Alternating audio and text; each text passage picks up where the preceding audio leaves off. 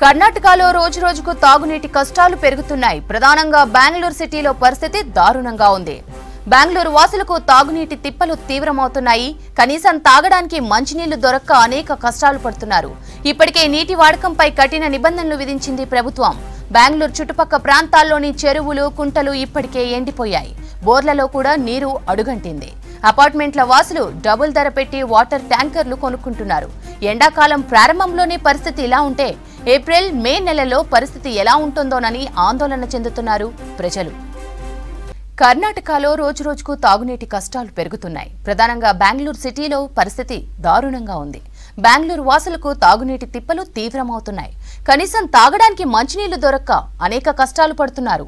ఇప్పటికే నీటి వాడకంపై కఠిన నిబంధనలు విధించింది ప్రభుత్వం. బెంగళూరు చుట్టుపక్కల ప్రాంతాల్లోని చెరువులు, కుంటలు ఇప్పటికే ఎండిపోయాయి. బోర్లలో కూడా నీరు అడుగంటింది. అపార్ట్మెంట్ల వాసులు డబుల్ ధర పెట్టి వాటర్ ట్యాంకర్లు కొనుక్కుంటున్నారు. ఎండాకాలం ప్రారంభంలోనే పరిస్థితి ఇలా ఉంటే ఏప్రిల్, మే నెలలో పరిస్థితి ఎలా ఉంటుందోనని ఆందోళన చెందుతున్నారు అక్కడి ప్రజలు.